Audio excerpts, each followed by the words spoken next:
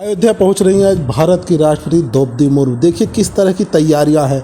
Visual के माध्यम से हम आपको दिखा रहे हैं। राम मंदिर का गेट सच के बिल्कुल तैयार हो गया है और अयोध्या पूरी तरह चाक चौबंद है।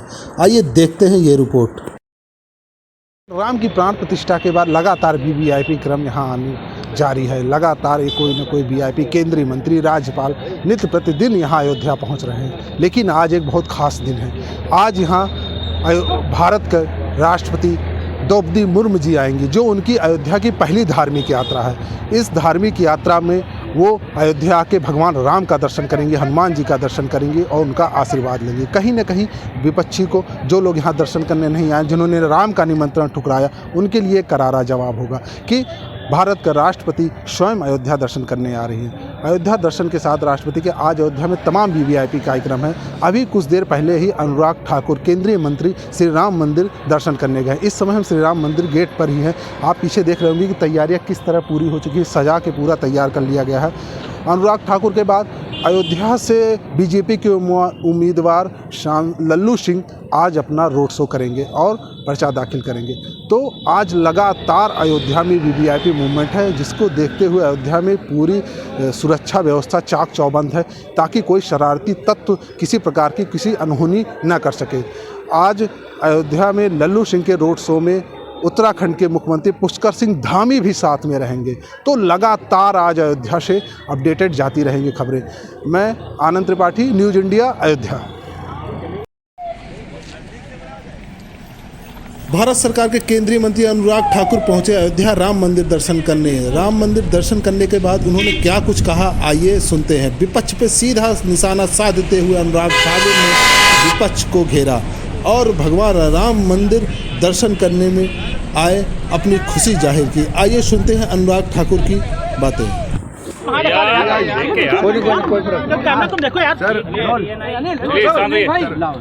कैमरा कौन है आपका? कैमरा कहाँ है? अजय भैया ऊपर आपका कैमरा बोलो मत, यार ऑफिस गुस्सा आएगा अभी।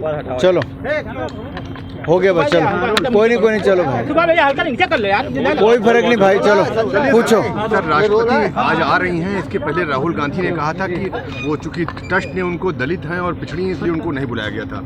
तो लेकिन ट्रस्ट ने खंडन कर दिया कि राहुल गांधी झूठ बोलते हैं और ऐसी चीज़ें जो भ्रामक चीज़ें होती हैं वो बांटने का काम करती हैं देश को। 500 वर्षों के लंबे इंतज़ार के बाद, 100 साल से ज़्यादा कोर्ट मुकदमों के बाद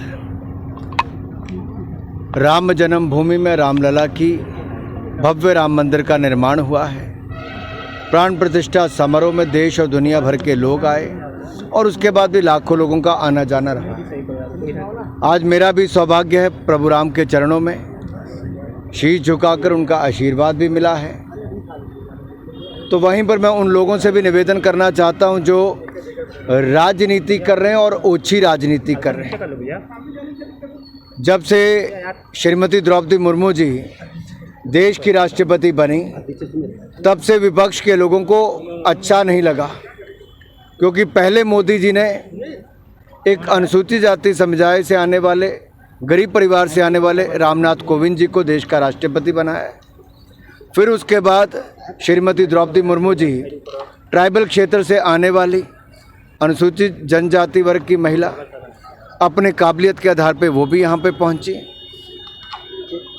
लेकिन लगातार इसको लेकर विपक्ष कोई ना कोई राजनीति करता रहा, कभी अपशब्द कहे तो कभी कुछ।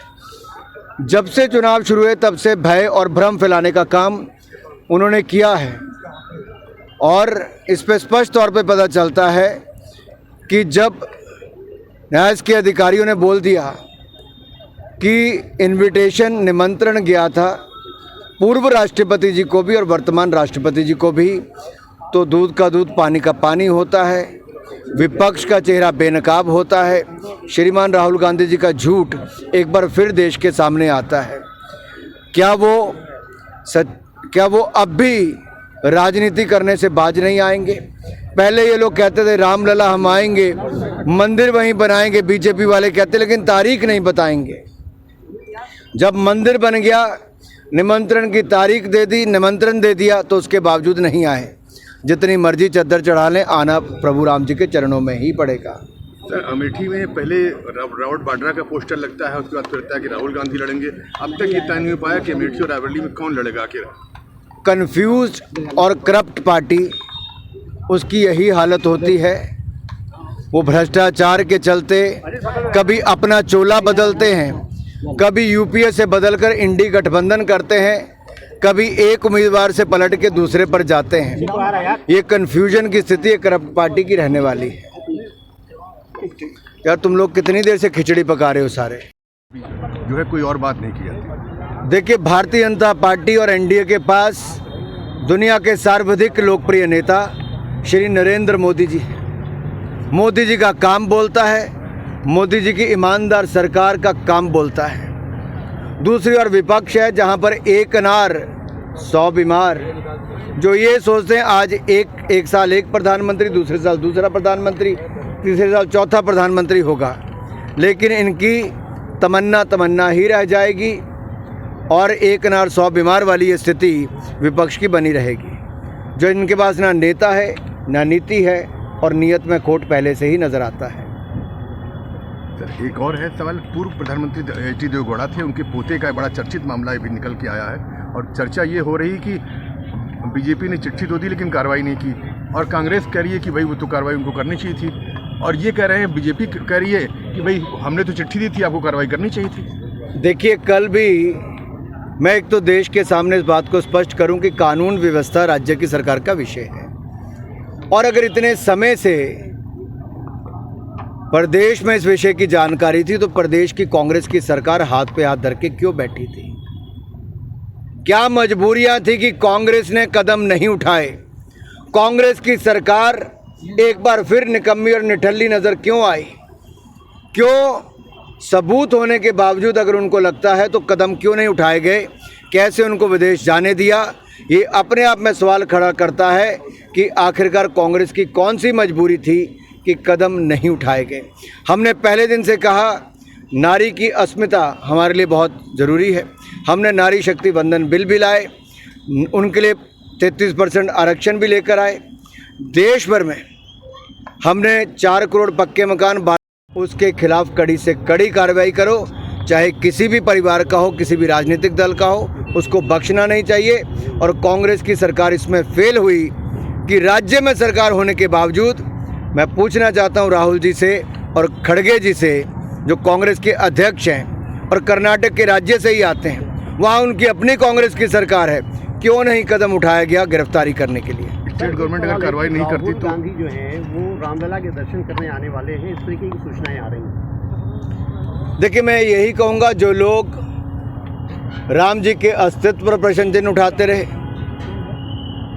राम सेतु पर प्रश्न चिन्ह उठाते रहे, अपनी पार्टी के वकील रामलला को मुकदमा हराने के लिए खड़े करवाते रहे, जिनका लगातार प्रयास रहा कि राम मंदिर ना बने, वो राम मंदिर की प्राण प्रतिष्ठा पे भी नज़र नहीं आए, उसके बाद भी नज़र नहीं आए।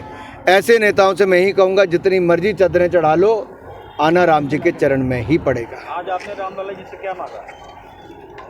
देश में एक भारत श्रेष्ठ भारत, जो मोदी जी की कल्पना है, हम उसको बढ़ाते रहें। भारत को आगे बढ़ाने के लिए हम सब लोग अपनी तरफ से प्रयास करेंगे और श्री राम जी के आशीर्वाद से विकसित भारत का निर्माण करेंगे। जो राम जी को लाए हैं, जनता उनको लाएगी।